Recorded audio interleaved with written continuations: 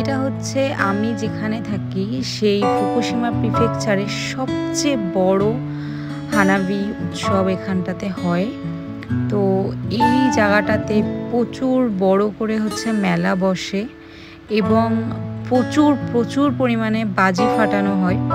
তো যেহেতু এটা সবচেয়ে বড় ফুকুশিমা প্রিফেকচারের মানে সবচেয়ে বড় উৎসব, তো এখানে যেমন মানে এত পরিমাণে লোক আসে, প্রায় 60 থেকে 70,000 লোক হয় প্রতি বছর এবং ভীষণ বড় একটা মেলা বসে। আর চারিদিকে একদম লোকজন ছড়িয়ে ছিটিয়ে মানে প্রচুর পরিমাণে রয়েছে, যেটা আপনারা আমার ভিডিও দেখলেই বুঝতে পারবেন। তো যেহেতু বাজিগুলো ওপরে ফাটে, তো সেই জন্য ভীষণ দূর দূর থেকে এটা দেখা যায়। তো অনেক দূর দূরান্ত পর্যন্ত লোকজন বসে থাকে দেখার জন্য এটা। সেই জন্য হয়তো গ্যাদারিংটা আপনারা হয়তো বুঝতে পারছেন না, বাট সামনে থেকে দেখলে হয়তো বুঝতেন। তো যাই হোক, এখানে যে বাজিগুলো ফাটে সেই বাজিগুলো এক একটা দাম থাকে প্রায় 4 থেকে 5 লাখ টাকা। তো এই বাজি প্রদর্শনী মোটামুটি এখানে হয় 10,000 বাজি, যেটা 1 ঘন্টা 20 মিনিট পর্যন্ত ফাটানো হয়েছিল। তো আমি চেষ্টা করব যতগুলো আপনাদেরকে দেখানো যায়। আর এক একটা বিশাল বড় বড় সাইজের বাজি, যেগুলো মানে ফোনে অনেকটাই ছোট মনে হচ্ছে, কিন্তু সামনে থেকে আপনি তার যদি শব্দ না শোনেন বা না দেখেন তাহলে বুঝতে পারবেন না যে বাজিগুলো মানে ঠিক কতটা বড়।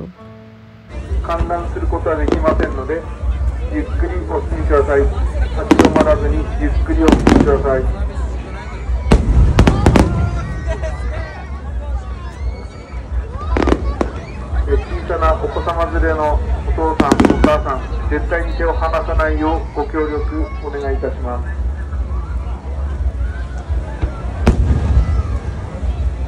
立ち止まらずゆっくりお進みください。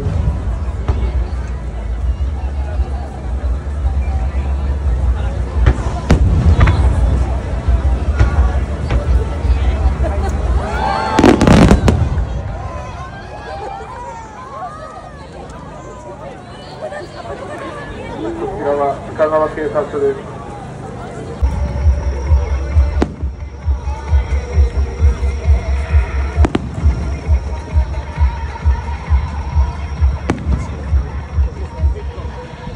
আর একটা জিনিস আপনাদেরকে বলা হয়নি, সেটা হচ্ছে এখানে গানের তালে তালে বাজি প্রদর্শনী হয়।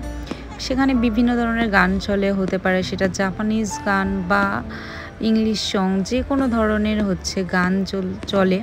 তো তার সাথে সাথে তাল মিলিয়ে আর কি বাজিগুলো ফাটে। আর একটা জিনিস হচ্ছে এখানে আপনি পুরো বাজি প্রদর্শনীটা খুব সুন্দরভাবে সামনে থেকে দেখতে পারেন। তার জন্য রয়েছে বিশেষ একটা ব্যবস্থা, সেটা হচ্ছে আপনি যদি চান তাহলে আগের থেকে এখানে এসে চেয়ার টেবিল বুক করতে পারেন একদম সবার সামনের যে জায়গাটা। এই যে সামনে যে সাদা রঙের আপনারা শেডটা দেখতে পাচ্ছেন, তার ওপারে একটা বিশাল বড় এরিয়া আছে যেখানে প্রচুর পরিমাণে মানুষ বসে আছে, যারা পুরো সামনে থেকে বাজি প্রদর্শনীটা দেখতে পাচ্ছে। সেটা যে অপূর্ব, মানে আমরা হচ্ছে উপরেরগুলো দেখতে পাচ্ছি, তো সেখানে হচ্ছে পুরো নিচ থেকে আরও বাজি প্রদর্শনী হয়, যেটা আমরা এখান থেকে দেখতে পাচ্ছিলাম না। তো সেটা সামনে থেকে খুব সুন্দরভাবে সবাই চেয়ার টেবিল বুক করে, মানে এরকম 2,000 বা 3,000 পার একজনের মাথা পিছু। তো সেখানে তারা, যেহেতু জাপানিজরা এই সময় প্রচুর পরিমাণে খাওয়া দাওয়া করে, তো খাবার দাবার ড্রিঙ্ক সমস্ত কিছু নিয়ে তারা বসে বসে এই অনুষ্ঠানটিকে এরকমভাবে উপভোগ করে আর কি।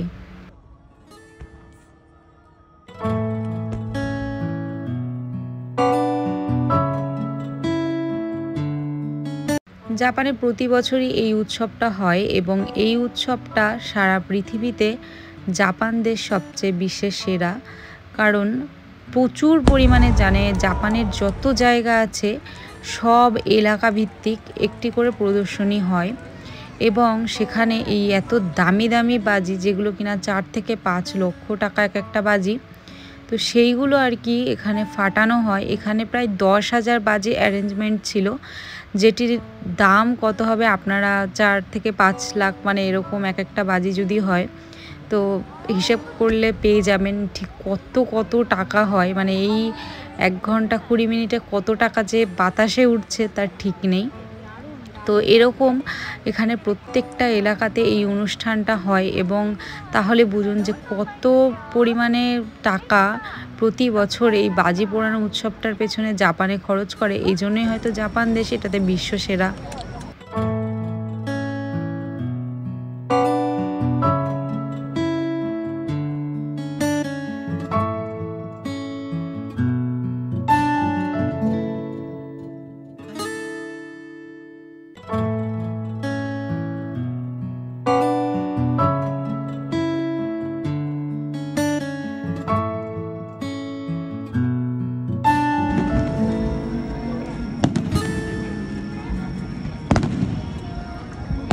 আমাদের বাড়ির থেকে আমাদের একটা ট্রেন চেঞ্জ করতে হয়।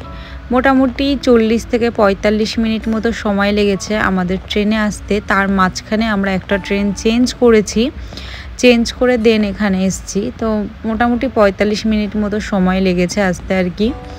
তো মানে খুব একটা দূরেও নয়, গাড়িতেও এরকম 45 থেকে 1 মিনিট থেকে 1 ঘন্টা মতো সময় লাগে। যেহেতু এখানে 60 থেকে 70 হাজার প্রায় লোক হয়, তো এখানে পার্কিং পাওয়াটা প্রচুর একটা বড় সমস্যা। আর আমরা তো দূর থেকে আসছি, অতটা ভালো করে সেরকম কিছু চিনি না যে কোথায় পার্কিং আছে, কোথায় কি পাবো না পাবো। সব পার্কিং বিশেষ করে এই সময়টা ফুল থাকে। এছাড়াও এই সময় হচ্ছে প্রচুর রাস্তা ব্লক থাকে চারিদিক দিয়ে, যেহেতু এত বড় একটা অনুষ্ঠান। তো সেই জন্য রাস্তায় পুলিশ দাঁড়িয়ে থাকে এবং এই অনুষ্ঠানটির জন্য বিভিন্ন রাস্তা হচ্ছে ব্লক করা থাকে। তো কোথা থেকে গাড়ি যেতে পারবে না যেতে পারবে এটাও একটা বিশাল বড় সমস্যা।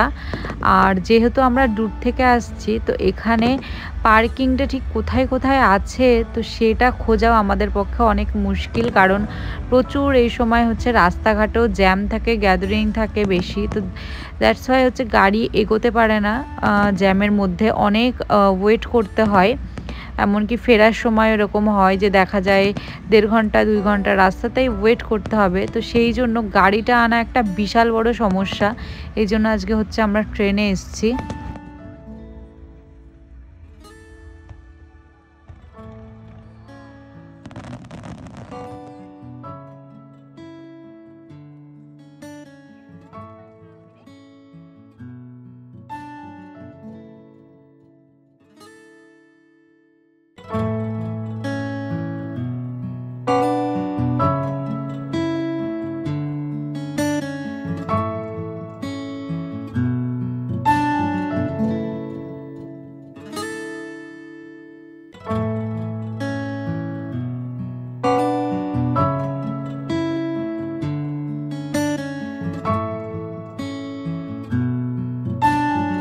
এখন আমরা বেশ কিছু খাবার দাবার কিনে মানে ঢোকার সময় যখন আসছিলাম ভেতরের দিকে, তো তখন মেলার মধ্যে দিয়ে যেহেতু আসছিলাম বেশ কিছু খাবার দাবার কিনে নিয়ে এসেছি। যেমন এখানে যেগুলো আর কি আমরা খাই, ইয়াকিসোবা, চিকেন খারাগে, নাগেটস, ফ্রেঞ্চ ফ্রাই ইত্যাদি। তো এইসব খাবার দাবার কিনে নিয়ে এসে এখানটাতে একেবারে বসে পড়েছি। যতক্ষণ এটা হবে ওই খাবারগুলো টুকটুক করে খেতে খেতে এই প্রদর্শনীটা আর কি দেখব। এবং এগুলো হচ্ছে শুধুমাত্র আমরা নয়, সমস্ত জাপানিজ যারা আছেন তারা এই অনুষ্ঠানটা চলাকালীন পুরো খাবার দাবার সব কিছু কিনে এনে বসে বসে যতক্ষণ অনুষ্ঠান থাকে ততক্ষণ তারা এই খাওয়া দাওয়া করতে থাকেন।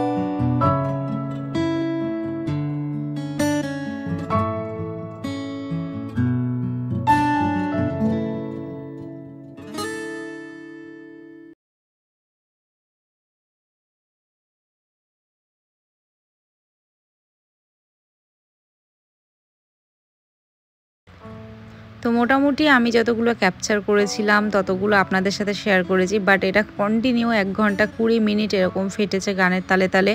মানে অসম্ভব সুন্দর একটা বাজি প্রদর্শনী। আমি এত সুন্দর বাজি প্রদর্শনী কোনো দিন কোথাও দেখিনি। তো জাপানে এসেই প্রথম আমার দেখা। আর এখন হচ্ছে মেলাটা শেষ, তো সবাই হচ্ছে বাড়ি ফিরছে আর আমরাও ফিরছি।